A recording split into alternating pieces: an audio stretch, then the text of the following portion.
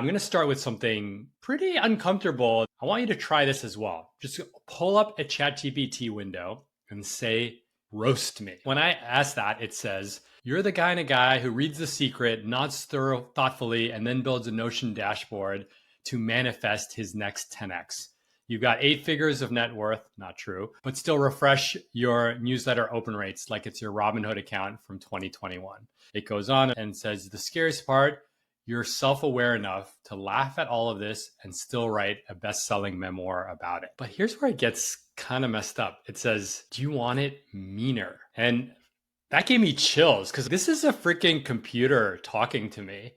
But I don't know if I want something who knows a decent amount about me to be meaner. Like, why would I inflict that on myself? Are parts of it going to be true? Are parts of it going to be hallucinated? It brings up this weird questions of, you know me, and I don't want to know some of these truths about me. But for this podcast, I did it. So I'm not going to read the whole thing. You ditched Wall Street to find purpose, but somehow turned navel gazing into a business model. Now you coach other rich guys through their midlife crisis by telling them to journal with intention and take cold plunges. Not true on the cold plunges. You name drop Ram Dass and Daft Punk in the same breath, like spiritual bypassing and sidechain compression are part of the same enlightenment path. That one hurts. And then at the end, it says, you surf every morning, but still can't duck dive. And that's the perfect metaphor for your career. Looks smooth from the beach, but underwater, you're just getting wrecked and calling it a liminal session. By the way, I never use the word liminal. And then it asks, do you want it nuclear? And I was like, oh my God, like, will this ever end? So I said yes, for sheer purposes of entertainment and masochism. So you didn't leave Wall Street to find yourself. You left because the algorithm finally beat you at Excel. And now you're LARPing, live action role playing, as a wisdom guide for dudes who peaked during their second Bush administration. By the way, a third of my clients are women. You built a career helping guys with $30 million realize that maybe they shouldn't let their inner child be managed by a quarterly earnings report. Revolutionary stuff, Khe. You say you're spiritual, but every insight you post reads like ChatGPT and the Tim Ferriss show had a baby and raised it inside the Soho house. That's kind of funny. Let's see. You're the only man alive who can spend $1,200 a month on nootropics, body work, and inner child healing and still treat his own emotions like a Series A investment. High risk, high reward, minimal disclosure. And the wildest part, you're just self-aware enough to post this roast on LinkedIn with the caption, oof, got cooked, but there's truth in the fire. And then finally, it's like, you want one that will haunt you forever. I'm actually going to pass on that one. So this raises some interesting questions here. And let's start with the first one that I actually don't think enough people are talking about, which is memory. ChatGPT in particular, this is not going to be about AI tactics. For that, you should subscribe to my AI newsletter. But ChatGPT knows a lot about you. And this was like a little feature that was introduced when we were in Japan. It's called the memory function. So in the past, ChatGPT, if you said something over and over, like, I like Daft Punk, you'd see a little gray box that says memory updated. And then you could go into this other screen and see all of your memory. Khe likes Daft Punk. He has 2 daughters. It's like it's inferring bits of static information from your conversations. But you can always go and see the memory, and then you can go in and delete them. But in April, ChatGPT, and I think they're the only one that does this, now any conversation you have is a part of their memory.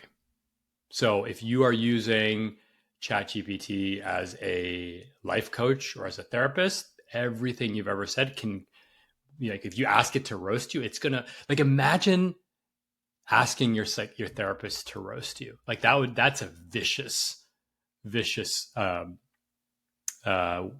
exercise. But if you're using however you're using ChatGPT, that information can then be used back at you. Now, obviously, asking it to roast you is a very kind of direct invitation into some kind of harm, be it little or small. But that raises this bigger question is, we thought Google owning our search history was bad, but that was only so that Google could serve us ads, right? It's like, oh, you talk a lot about hair loss. Let's serve up some Hims ad. It doesn't turn around and say, hey, you're a piece of crap because you're losing your hair, right? It would never use that as a joke, right? And you could argue that even a human should not make that kind of joke because it's hurtful. But with this introduction of, it's called memory, let's call it long-term memory, the lines start to get very blurry because now every conversation that you have can be used in a future conversation. So let's use an example that's a little less harmless. Let's say that you have spent a year trying to build a business.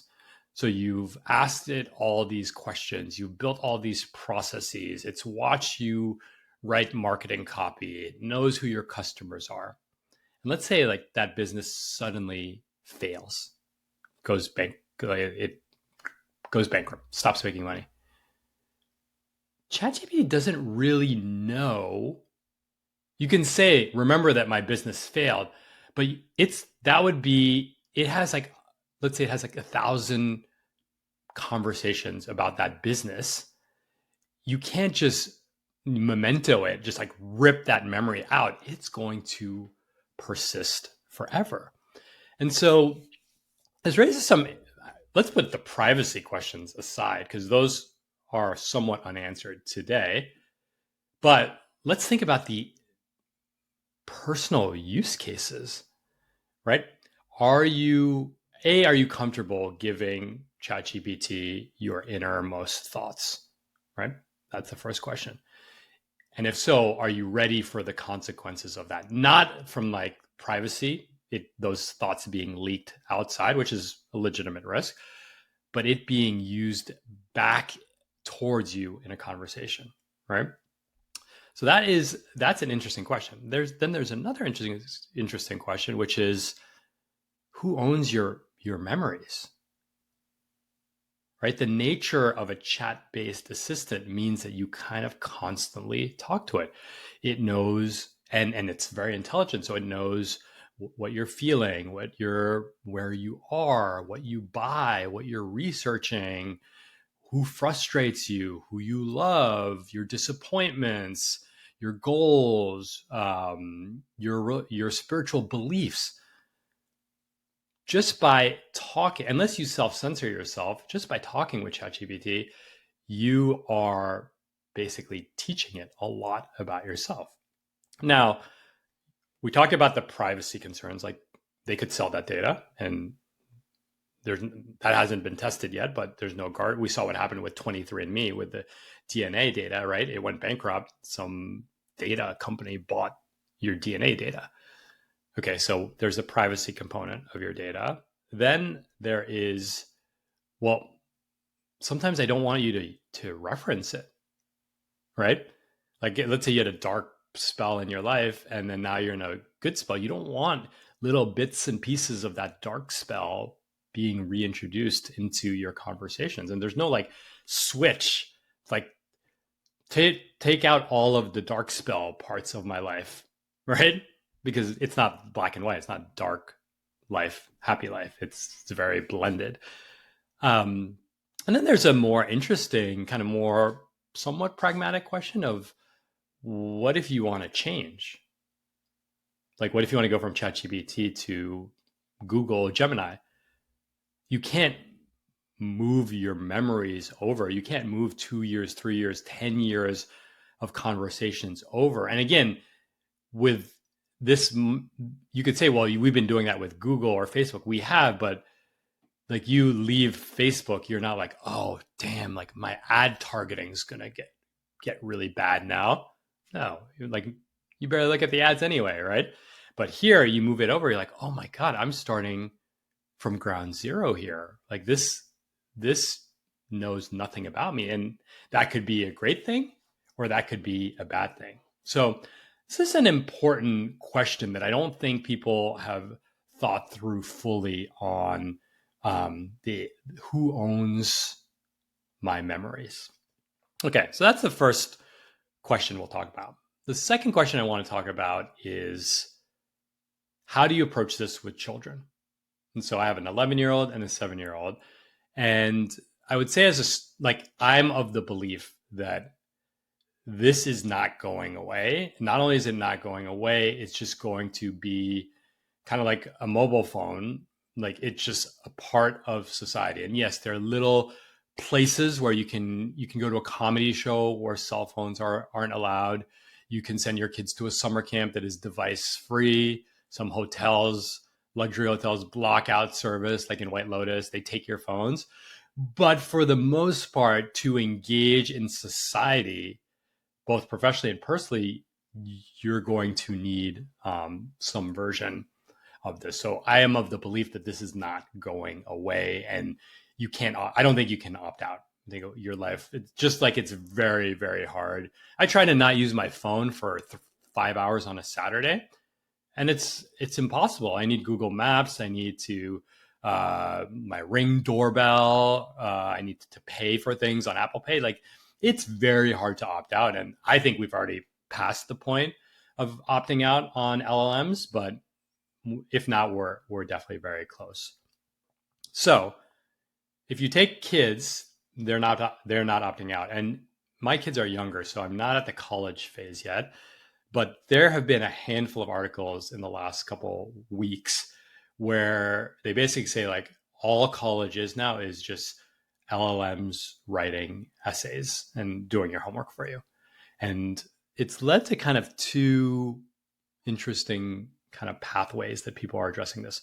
The first pathway is what's kind of like the no GPT. It's like we're going to ban, restrict, go back to notebooks, turn off Wi-Fi, and so on. Ban. The second approach is that this is part of the world now, and so how do you incorporate it into life? And so that's where it gets interesting with a 7 and 11-year-old. It's like they're not really on the internet that much, and even when they're on the internet, it's mostly either supervised or in a sandbox, right? Like YouTube Kids or Roblox or something like that.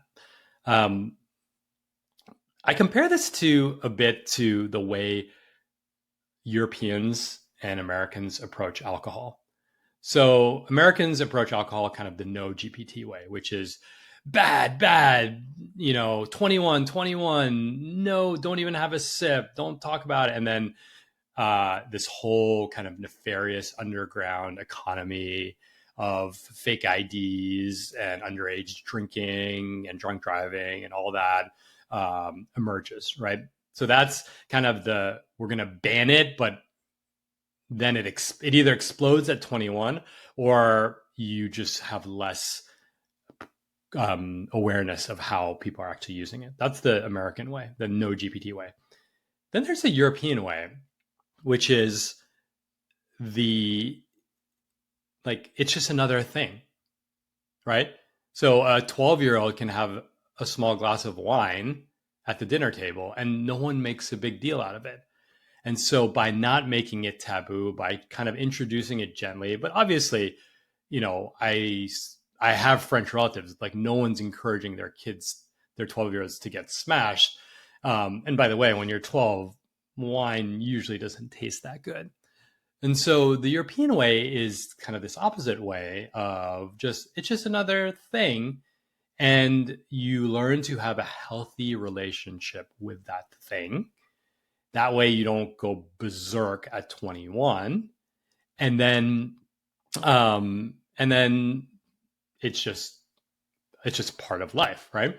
And so that's when it comes to kids, that's the approach that I've been talking about. Lisa is definitely a little bit more. She doesn't think that we've crossed the opt out point of LLMs, whereas I do.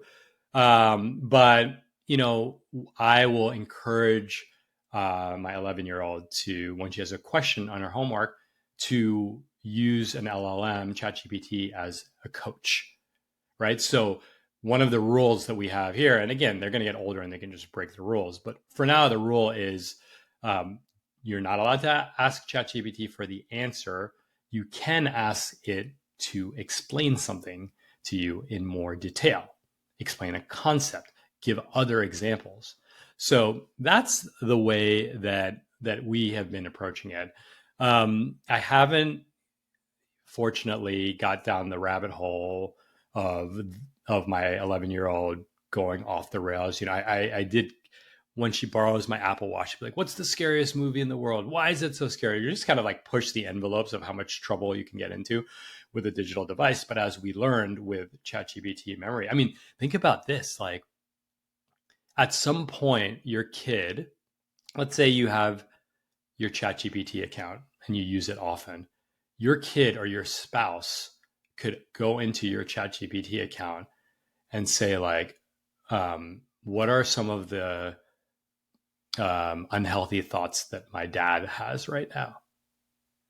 Like, woo, I got chills just thinking about that. And we're not like, you might log out of your email, well, not at home, but again, it feels very different. Like, oh, someone could go in and read your email. Okay, fine, but you can't interact with email.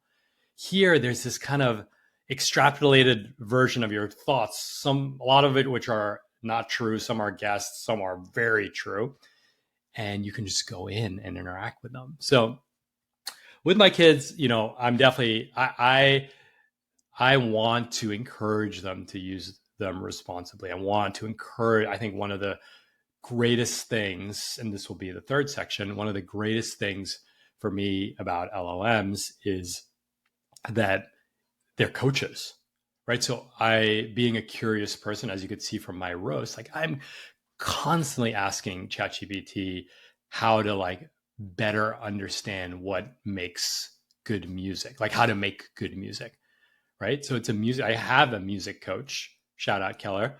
But I use ChatGPT as a music coach, and it is damn good. So I want my kids to kind of know that this is how that they have this amazing coach, tutor, teacher, guide at their disposal. But then I also want them to know that they're not always right, and sometimes they can be grotesquely wrong. And that is kind of a critical thinking skill that I haven't fully thought through, A, how to have that conversation with my kids, and B, like how to actually cultivate, right? How do you cultivate critical thinking? Becoming a philosophy major, learning how to debug code, debate team, putting yourself into uncomfortable conversations with people who don't share the same worldview as you. I do think that as all of this starts to become a bigger part of our daily lives, having analog conversations with humans is going to be such a treat, and it's going to feel so refreshing, right? I think you can already see it. You saw the snapback of things like running clubs and third spaces as the result of too much social media. Here, I think verifying the authenticity of the human on the other side of you, which as of now is only in person, is going to become even more of a premium. Another thing to think about with kids is that they basically, if you have kids around my kids' age, like, they're not going to use Google anymore, right? The way we know Google as search, right? Everything will be, I don't use Google anymore, so why would they use it? And so just an interesting way to think about, like, well, Google made answers free or commoditized. So now is the skill that really matters, like asking good questions, asking the right follow-up questions. I don't know. I think that's an interesting approach. Third point, why am I excited about LLMs? I have my natural sense of trepidation, but for me, a few things come up. One is, if you think of RadReads' mission to help people lead a more productive, examined, and joyful life, an LLM is just another tool to help me do that. Right? I have been reading spiritual texts and then having an LLM as a thinking partner. Now you could say, like, why wouldn't you hire a human to that? It's not high enough in my priority list to hire a Bhagavad Gita reading coach. I don't want to pay the money, but more importantly, the logistics of when that coach would be available and so on. But an LLM based Bhagavad Gita coach, Buddhism teacher, oh my God, sign me up, especially something like that, which is, look, I'm not getting into the hardcore nuances, but the Buddhist texts have been debated for 5,000 years, much of which, not all, but a lot of it is on the internet.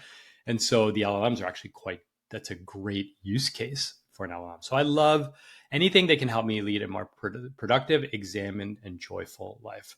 So joyful, that is productive. I'm sorry. Examine life is just kind of using ChatGPT as an introspection tool.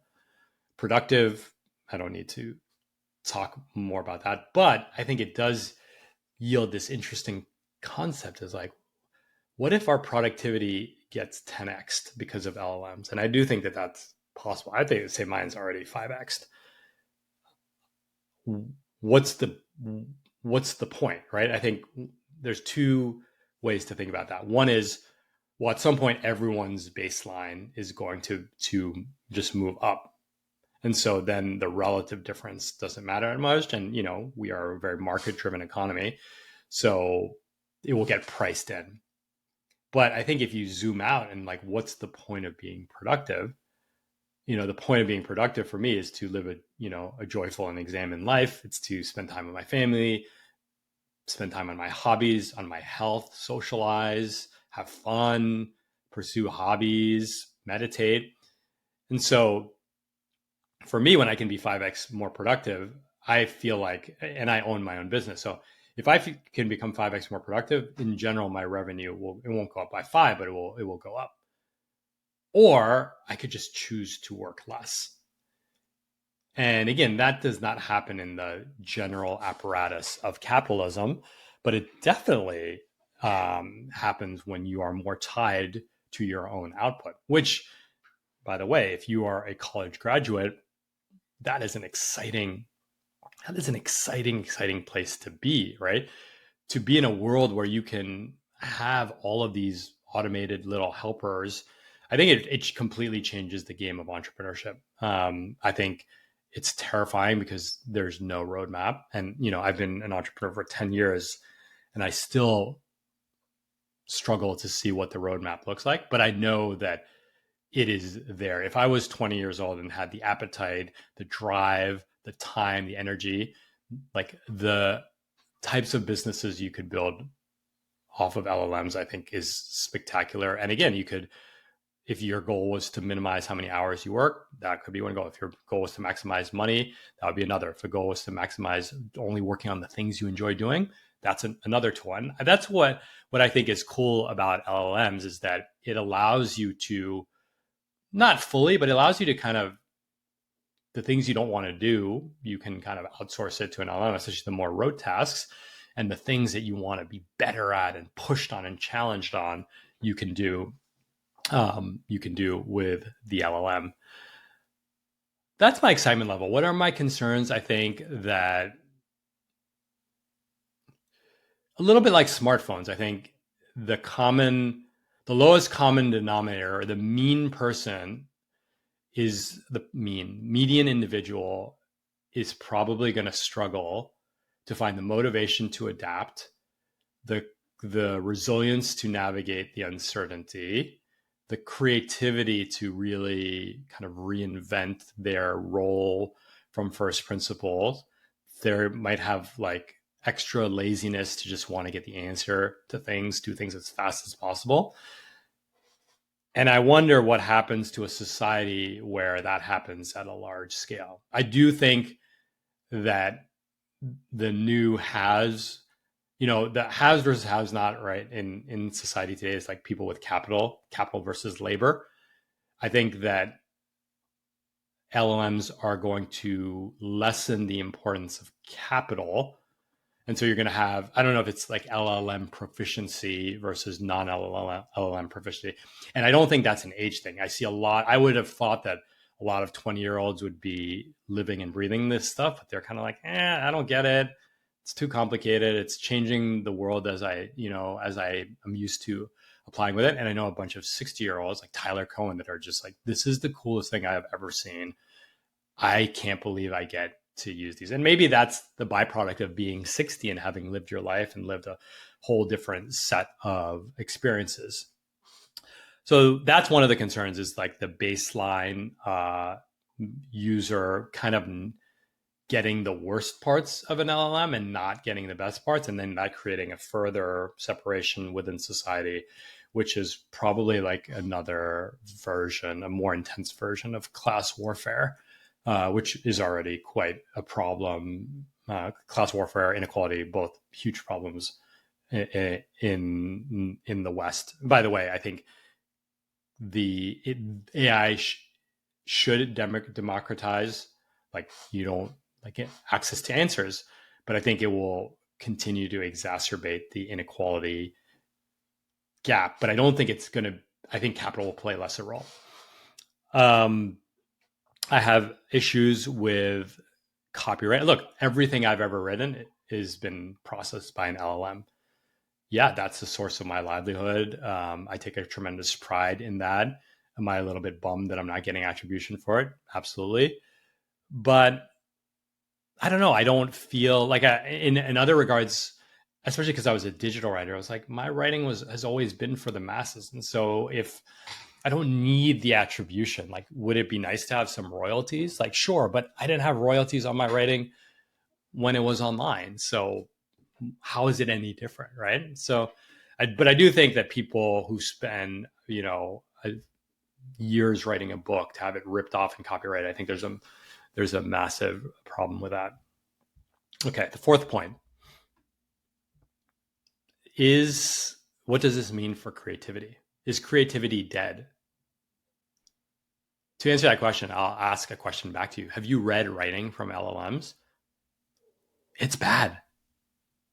It's bad, and not like the uncanny valley bad, but I think that what we'll realize is that there's this texture of humanness that a machine will never get, right?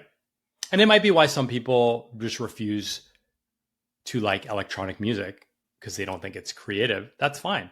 Some people think DJs aren't artists because they just play. That's fine. But to me, I appreciate a good DJ from a bad DJ because a great DJ understands energy. So like a great DJ understands like the human emotion of joy, of transcendence, of lightness, of whatever, of release better than most people, right? So to me, it doesn't matter that their medium is just remixing other electronic music. It's like they have this understanding of like this innate human texture. And I think that's just going to happen everywhere. I think LLMs are creativity enhancers, not creativity substitutes. And I think that's going to be the case for a while, because that even if everyone uses LLMs for creative output, then you're going to have creative people using LLMs as creative enhancement, which is going to make their creativity even more unique, right? And I do think the concept of creativity will change. Like, there are people who write creative, who write newsletters, and they write like, this is all written by AI, but their creativity is how that they have basically prompted or context or whatever AI. And I didn't enjoy it, but I'm like, wow, what a cool idea. Again, that's not no different than the way a traditional musician looks at an electronic musician. You're like, you're not a musician. And so who is the ultimate arbiter of that, right? The consumer. And how do you move the consumer? You move the consumer through like emotion. And so maybe the skill that really matters at when it's all said and done is, can you move people through emotion? Those are my thoughts on creativity. And the fifth point I'll bring up, this is an interesting one, is a lot of people feel like LLMs are cheating. And I'll give you a funny story here is, so I've been meditating for a decade. I've done a ton of therapy and inner work, as you know, by my ChatGPT roast. I had an apprehension against doing, against psychedelics, because I'm like, that's cheating. For everyone that does, inner work the long way, like 10 years of meditation, if you get your answer from a psychedelic journey, which by the way, you can, and I have, is that cheating or is that just another pathway? And by the way, you can meditate every day, but you can't do psychedelics every day. And so even that cheating, is it a cheating or a reset, or is it just a shift in perspective? I do think that this cheating point does come down to, this very kind of puritanical Protestant work ethic element that like things have to be really hard to be good. And that's something that I have personally gotten away from over the years. And really, I think the hard thing is finding the things that light you up and excite you, your aliveness. And then what emerges from that is beautiful. But the hard part is like connecting to that aliveness. And so I don't think that I can understand why it's cheating, why people view it as cheating.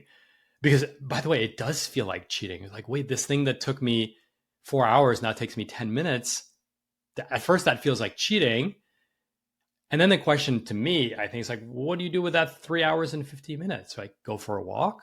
Like, I know people that where their organizations have not grasped LLMs, so they use an LLM and they pretend like the work took them 3 hours, and then they go take a walk and they go to the gym and so on. I mean, these are remote people, and eventually this is going to catch up.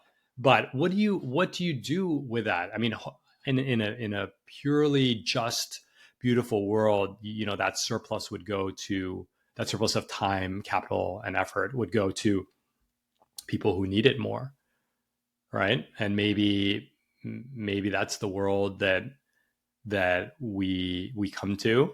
That's an open question. I think that with every surplus, historically, the quality of life of mankind has elevated tremendously, but it hasn't, the distribution of that hasn't been equal. So I think as I wrap, right, I don't view LLMs as evil, but I think that like anything that is so invasive and so ubiquitous that there's going to be a lot of negative externalities. And, handling your own handling your own cell phone use is one.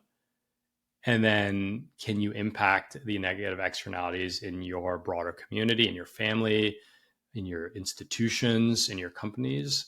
I think these are the questions that are going to be really pressing for leaders, not just corporate leaders, but leaders of other people to ask themselves. So I don't think LLMs are going to ruin us, but I do think we are in for a bumpy ride. Buckle up.